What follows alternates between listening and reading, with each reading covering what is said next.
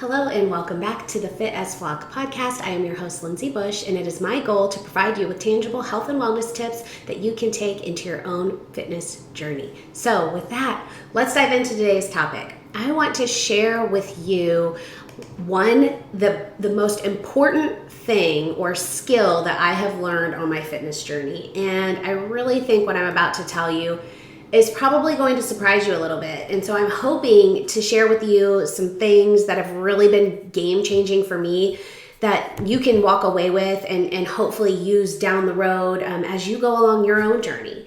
So the most important skill that I've learned for my fitness journey, it's not tracking. It's not how to use a food scale. It's not how to work out.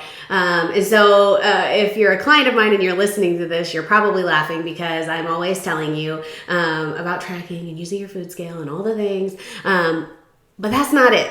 The most impactful skill that I have learned on this journey to better health, wellness, weight management, whatever the heck you want to call it, is self-talk and self-coaching. Because it makes a huge difference.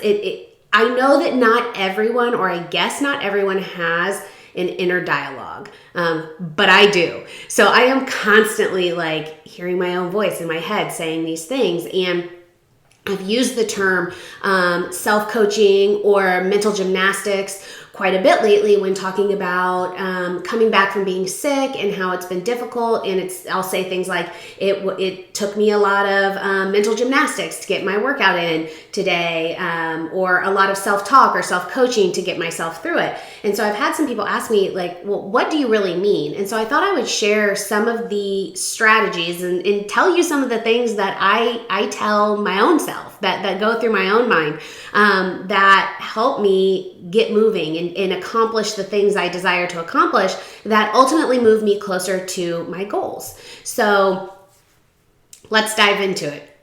One of the things that really has made a big difference in my life, not only from a fitness perspective, but also from just life hack perspective. I used this in my job when I was back in the corporate world, and I would always ask myself as I went throughout my day, what can I do right now that my future self will thank me for? So little things come to mind, like loading the dishwasher at night and cleaning up the kitchen, picking up the kids' toys before we go to bed. There's a load of laundry that has been haunting me for 2 days, sitting right now that needs folded. And I know that my future self will be very thankful that I got it done. So it's things like that. It's really some of these little things, or when I really don't feel like putting together a meal plan or meal prepping, I will remind myself hey, if you do this, I know it feels painful right now and I know you really don't want to, but your future self's going to be really freaking glad you did, right? And so hopefully all of us are working towards being a better version of ourselves in the future. And so this is kind of one of the ways that I work towards that goal is consistently and constantly asking myself these questions. And so there are times when I get down in the gym and I'm not feeling it. And so I will say, if you make this daily deposit into your health and into your wellness and your fitness, your future self's going to be so thankful that you did. Now, there's lots that can go into that based on how you're feeling and what's going on in recovery and whatnot. But if you're not using this one self-talk strategy, I think you will find that it can really be a game changer, even in just the little things, because I am someone that does not thrive in chaos. When our houses are a mess and things are all askew, it becomes very overwhelming to our brains. And so we tend to shut down. And so I have to use this a lot of times to get myself to do the crap that I really don't feel like doing. But that is taking up mental space that I can't use for other things. So that has this particular questioning pattern has really, really helped me. Another really good one, coined and made popular by Mel Robbins is the 5-second rule. I use this all the time to get myself moving. So, or to do something I really don't want to do. And I'm going to kind of give you kind of a funny example. But my clients most often use this strategy when they are trying to start working out in the morning. So what you do is you simply count backwards from 5, and then you take action when you get to 1. So 5, 4, 3, 2, 1, take action. It interrupts your standard mindset pattern. It allows you to kind of bust out of and not allow the excuse merry-go-round to start. And so that is such an easy strategy that I know it sounds silly, but if you can be disciplined enough to force yourself to use it, you can get yourself out of holding yourself back in so many situations. And so I do that when I don't want to get up in the morning. I do that when I don't want to do the dishes, or I don't want to vacuum the house, or whatever. I will say 5, 4, 3, 2, 1, stop your scrolling or whatever it is you're doing to procrastinate, and go get it done. And it works really well as long as you do it quick and you force yourself to take that action when you get to 1. The funny example that I have is that recently I decided to re-pierce my second hole ear piercing at home myself. And so I ordered the kit with the intention of my husband doing it, and he was like, there's no way, I can't do that. I don't want to be held responsible for that. So I was like, okay, well, people like my close circle, I couldn't ask them for various reasons, or I felt like I couldn't. So I was like, girl, you're going to have to do this yourself. And I am terrified of needles. I hate needles. So there was a lot of self-coaching and mental gymnastics that it took to get me to drive this earring thing through my own flesh. So there was lots of standing in the mirror going, okay, 5, 4, 3, 3, 3, 3, 3, 3, 3, 3, 3, 2, 1, before I could get myself to go through with it. But it was just kind of funny because literally I had to coach myself through it. Like, okay, you can do this. You saw someone on YouTube and they did it just fine and they had no reaction. And then she did her daughter's and her daughter didn't even flinch and she's like 9 years old. You can do this. You can do this. 5, 4, 3, 2, 1, deploy the earring, and we got it done. So it's just kind of a funny application of that particular hack, whatever you want to call it. Another one that I really like that has worked incredibly well for me as I've come off of being sick, or your girl is over 35 and some days I wake up and my body just feels tired and I'm like, okay, is it tired because I need recovery, or is it tired because you're tired and things just get harder as you get a little bit older. I don't want to call myself old. I don't feel like I'm old, but sometimes I'm just a little slower to get going in the morning. And so I like to use the 10-minute rule when working out just feels hard. And so when I'm trying to figure out this tends to happen to me in one of 3 ways. 1, I'm just not feeling it. I'm just not feeling the workout and I don't want to do it, period.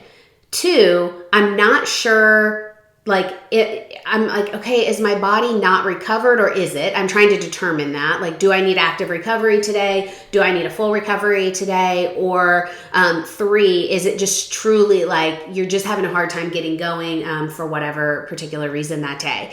And so what I will do is I will go down to my home gym and start a workout, set a timer for 10 minutes. And if by the 10-minute mark, I'm still feeling the way that I felt, I will quit. I will allow myself to quit because I did the hardest part, and that was just getting started and giving it a go. And so if I give it a go and my body is just like not turning on and not responding, or it feels sore, or I feel totally depleted after 10 minutes, then I'm just like, okay, today's not the day. Certainly I don't need to do that every day. But it is a really good strategy, especially if you're someone that's just getting into working out. That's a great way to get going and saying, okay, the only pressure I'm putting on myself is to do 10 minutes. And for most people, when you get down when you get wherever you're going to do your workout and you do 10 minutes, most people are like, you build momentum, right? So a body in motion stays in motion. So it's a lot easier for you to keep going, keep the ball rolling. So that's another really good one to tuck into your back pocket. One that I employ regularly when it comes to my nutrition is the concept of how I want to feel in the future has to matter a whole lot more than how I want to feel in this moment. So I am someone that tends to struggle with boredom eating. I don't have a ton of willpower when it comes to like decadent sweets and treats or sweets that I really enjoy. So sometimes in those moments, I have to say, it's not to say I never enjoy and indulge in the things, because I do, but I do it with intention. But this is more what I do when things, I can feel that it's mindless. I can feel that I'm doing something mindless and I'm having a hard time stopping. And so the thing that comes to mind that I struggle with the most is taking too many pit stops or drive-bys through the pantry in a day when I'm not even physically hungry. It's more just out of like mental boredom, or I'm avoiding doing something that I don't want to do. And so I remind myself, like, how do you want to feel in the future? How do you want to feel in your skin in a bathing suit? That's something that matters to me. It doesn't matter to everyone. And if it does to you, fine. And if it doesn't to you, that's fine too. We've got to get back to this place where it's like, I'll do me and you do you, and we don't need to judge each other. We can all still like each other, even though we don't do all the things the same way or whatever. I digress, but I have to ask myself, like, I am happy when I feel comfortable in my skin, and I am very unhappy when I don't. I don't like that feeling. I slipped into that feeling as the holidays came to a close, and it felt really bad for me. I did not like it. And I wasn't treating my body well. I was not doing the things that I normally do. And so it was affecting me both physically and mentally. And so I had to get to the point where I was like, okay, how do you want to feel about yourself tomorrow? Or what kind of energy do you want to have tomorrow or this weekend or whatever? So focusing on taking yourself out of the moment of trying to, for me, it is to squash down the feelings of oftentimes boredom or avoidance, whatever it is I'm avoiding. I have to go, okay, yes, I know you want to stamp down that feeling right now. You need to just face it, because how you want to feel in the future matters a whole lot more than this like temporary pain that you're inflicting on yourself. Because typically the things that I'm avoiding or mindlessly doing don't serve me in any way. And they're usually not that bad. The things that need to be addressed or that I'm avoiding, they're not that big of a deal. We just, we do this to ourselves, right? We can all probably think of things that like have been sitting on your desk for 2 months, or, a pile that sat in the corner of the house for 2 months and it's haunted you daily, but like you just can't bring yourself to get it done. And then you do it and you're like, why did I just sit on that for so long and let it haunt me and take up my mental space? And so there are times where I'll go, okay, the future you will feel so much better if you just address this now. Quit being a jackhole, go get it done. And so that's what I'm talking about when I say mental gymnastics and self-coaching. I'm constantly having these conversations with myself to help me, kind of get over these various hurdles, if that's what you want to call them. Another one is being intentional. So setting my intentions about everything. Like, how will I handle events? Like, if we have something going on the weekend, I will look at my calendar a few days before. I'm always looking, like every day I'll look at my calendar and I'll see what I have coming. And then I'll start to ask myself, how am I going to approach that? It's going to be different if I'm in a dieting phase and I want to stay within my calorie deficit limits. So I'm going to have a strategy that's different about handling that than if I'm in maintenance. How will I handle vacations? How will I handle date night? And that's going to look different for everyone, right? Like if you're someone that's like, hey, I'm really in this dieting phase right now, this mode, when you go on date night, you may say, I'm going to select something healthy and I'm only going to have one drink. Or you may go, you know what? I don't get to go on date night very often, so I'm going to eat whatever I want and I'm going to drink whatever I want, and then I'm just going to get right back on track the next day. It's all about just not going through our lives like mentally on autopilot, and then you get in the moment and you make these decisions that are really incongruent with the goals and the things you wish to accomplish. And so if you can bring yourself to a place where you're able to be more intentional, intentional, more engaged mentally with some of these decisions, it's an absolute game changer. It's not to say you're never going to mess up or whatever, but setting your intention is really important. And even having someone, if you have a spouse or a partner in your life, that setting intentions with them, or at least communicating what your intentions are with them. Like, hey babe, I know we've got this vacation coming up. Like, what's your approach going to be? Are you just going to go like, hey, I'm in vacation mode? Are you planning to work out? Like, these are all conversations that I have, not only with myself, but also with my significant other. And so approaching it from being intentional, or at least aware, versus being on autopilot and like just getting swept up in the moment, and oftentimes swept up by temporary emotions and feelings, big game changer. It has nothing to do with being perfect or making the perfect decision or it being this versus that, but just having an awareness around these decisions that you're making is an absolute game changer. Asking myself how certain behaviors are serving me, and when they aren't making tweaks, and when I need to address them. So what I mean by that is I will ask myself when I'm doing something that I know I really shouldn't be doing, and how is this serving me? So really just creating an awareness around what I'm doing so that I can pull my focus back in place. It's very easy, like when I talk about my boredom eating, to let it just run away with itself. And it has several times. But when I notice myself doing that, I really try to take a step back and go, okay, this behavior that you're engaging in, how is it serving you? What purpose is it serving? What is it accomplishing for you? Like getting really clear on what that is. Sometimes for the longest time, I really probably couldn't have even answered that question until I really pulled some focus around it. And then going, okay, what tweaks do I need to make to what I'm currently doing to help myself get beyond this? Another example that comes to mind for me, taking licks, bites, and tastes when preparing food for my kids, or cleaning up after their meal is done. I have to ask myself in that moment, like, how is this behavior serving you? And for me, it serves no purpose. It helps me in no way, shape, or form. I've been very candid in sharing that this continues to be something that I struggle with. It is a horrible habit that I have not been able to successfully break. So what do I have to do? I had to start seeking out what tweaks do I need to make to what I'm currently doing to address this bad habit that is not serving me and that I can't seem to break, right? Breaking bad habits is really, really hard. You have to be in a certain mental headspace to really do it. And I haven't been there for whatever reason. I can't even identify what that reason is.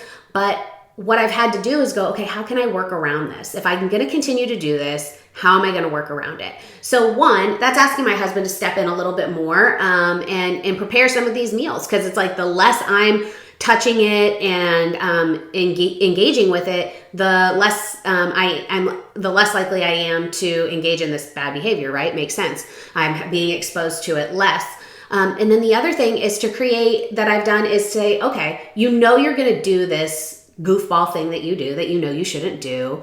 So you're taking in these extra calories every day. And that means you're going to need to cut or leave a calorie buffer, as I'll call it, in your day. So, giving myself eating to basically, I'll leave a calorie buffer of 200 to 300 calories in my day, knowing that those calories are going to be taken up by this ding dong behavior that I continue to engage in.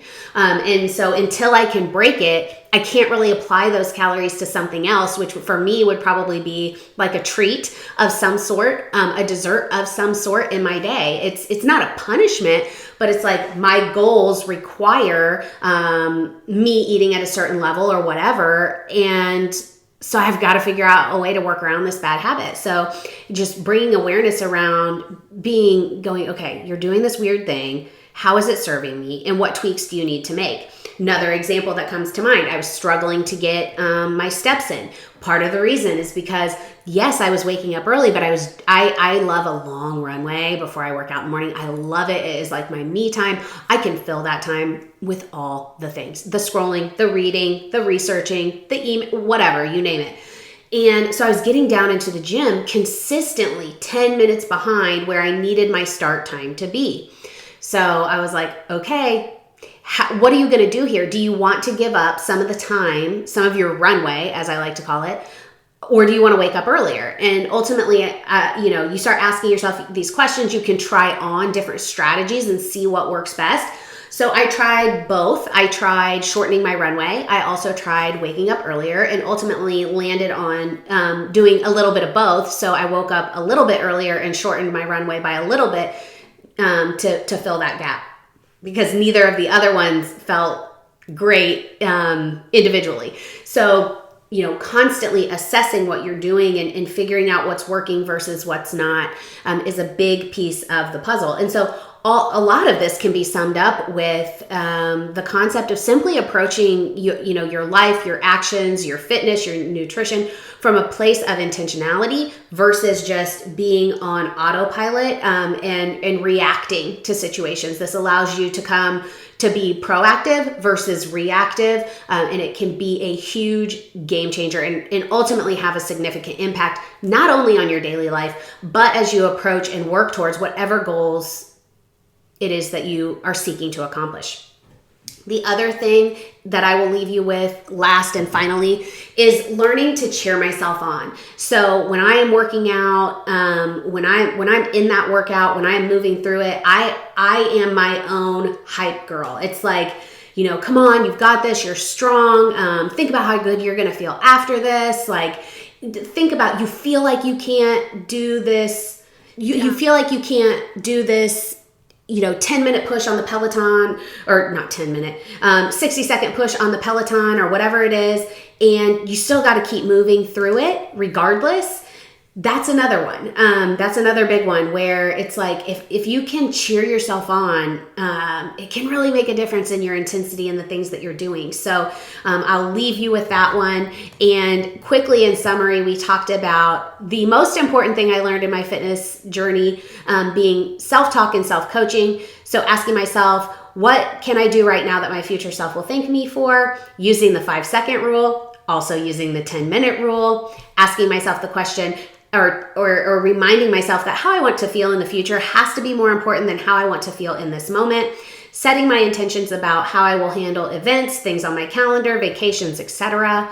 Asking myself how certain behaviors are serving me, and when they aren't, figuring out tweaks that I need to make in order to address them.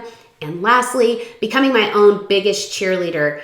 So if any of this episode resonated with you, please share it on your Instagram stories and tag me at Lindsey Bush. I would really appreciate it. And you never know who might need to also hear this message. Thank you so much for listening today. And I look forward to catching up with you on the next one.